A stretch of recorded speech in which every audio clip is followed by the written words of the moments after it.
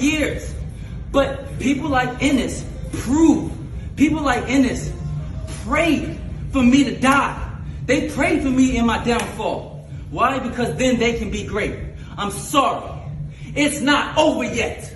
This kid is absolutely fucking hilarious. I think Jerron Boots Ennis should fight this dude just based off of his mouthpiece. Because even if you don't find this kid a challenger or whatever and whatnot, you feel like you'll stomp him out. The reason why it's good to fight this kid right here, because he'll help get your name out there. You ain't got to do no promotion at all. You know what I'm saying? Blair Cobbs is going to promote the shit out that fight, and it's only going to help put your name out there. So they might want to consider fighting this kid if, you know, the deals ever come down to it. It's not over.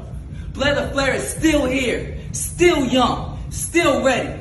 And even though I go through my trials and tribulations in the ring, I ain't got a million fucking easy fights.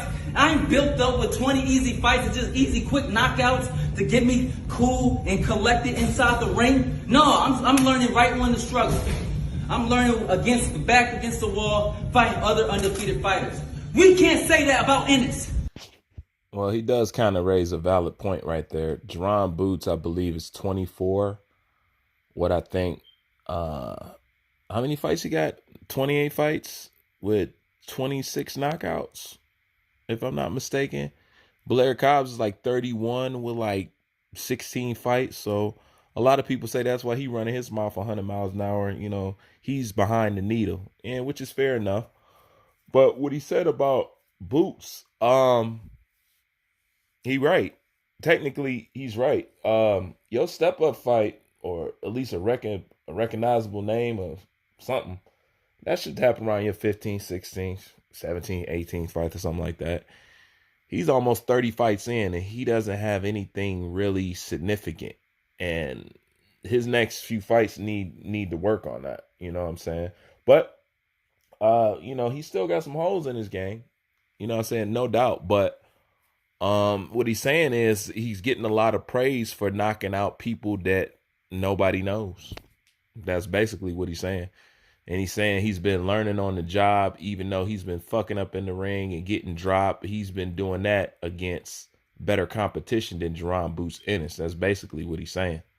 So he's saying if, you know, Jerron Boots Ennis is so great, then let's go ahead and roll in the dirt now, you know, because I've been learning on the job and you've been getting praised for knocking out nobodies and you almost 30 fights deep. What up with that? And that's basically what he's saying.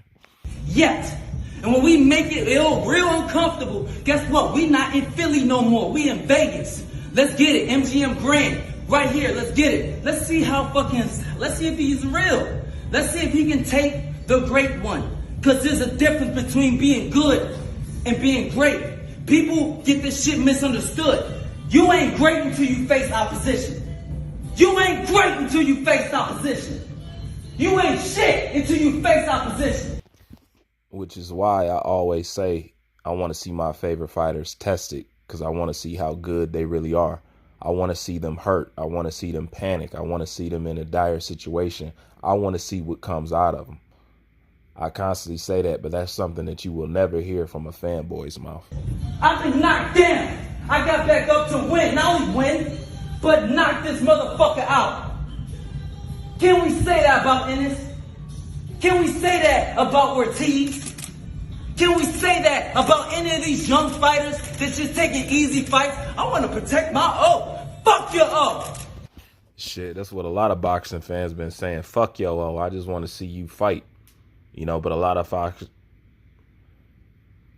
that's what a lot of fans been saying, man. Fuck your O. But a lot of fighters believe if you ain't got your O, then, you know, there ain't no coming back from that. And I beg to differ. You know, just like I said in my last video, if you become a character, you can lose 10 fights in a row. That shit don't even matter. If your main objective and what you care about is money, you know, you could be a character, you can keep getting your money. Now, if you a legacy fighter and you care about how you remembered and how you looked at, that's a totally different story. But that's something that the whole boxing world been screaming. We just want y'all dudes to scrap at the end of the day. But we understand most people are not. Most of these boxers pretend like they running shit. We all know that y'all listen to y'all managers at the end of the day. So that's why what boxers say on camera means a little bit next to nothing to me, because it depends on what your manager says. You see David Benavidez and his manager be saying two different damn things. So at the end of the day, you hired that man for a reason. So I think you're going to go with what he suggests. So that's why it really doesn't matter what these boxers says. The only thing that set the PBC fighters apart from everybody else, because they claim that they own promoters. You know, they got Lions Down. They got Lions Only Promotion, Man Down Promotions. Everybody claim they're their own promoter and their own boss. But when it comes down to it, you're not your own promoter and you're not your own boss. You're going to listen to the Tim Browns and the matchmakers over there, and you're going to listen to what they tell you to do. And that's basically how it is. That's basically how it is at the end of the day. You know, none of these boxers are I mean, they say if two boxers really want to fight, then the fight is going to happen. I don't even know how true that shit is anymore. I mean, it should be, but it seems like they'll tell us, oh, we really want to fight. I really want to fight this guy. And then the fight don't happen and saw these other reasons. So which one is it? Because they say it's the money. They say it's this. They say it's that. But when two fighters want to fight, then a fight should be easy to make. I'm not sure that that's even true anymore. You know, I just think it depends on where a person's at in their career, how much money they want. Are they primarily a prize fighter? Are they a prize fighter / legacy fighter? It's a big difference in how fighters move. Prize fighter / pride legacy fighter / legacy fighters. I mean, which one are you? You know, you could look at people like, I'd say people like Anthony Joshua, Benavidez, you know, people like that. Those are what appears to be legacy fighters to me, you know, so that's the difference. And that's what we want. But everything that Blair Cobbs is saying, he's speaking like boxing fans speak. That's why I zeroed in on his dialogue and I broke it down a little bit, because it's rare that you hear boxers speak like, you know, one of us is just sitting on the couch. This is the shit we've been wanting to say. This is the shit we all feel. You know, that's why what he's saying is so potent, and it's going to sound familiar to boxing fans that's dissatisfied with boxing, and people are going to gravitate towards that. And just because of the way he's wording things and the entertainment factor alone, just off that alone, I'm going to pay a little bit closer attention to what he's doing inside the boxing game. And that's a whole objective of being vocal.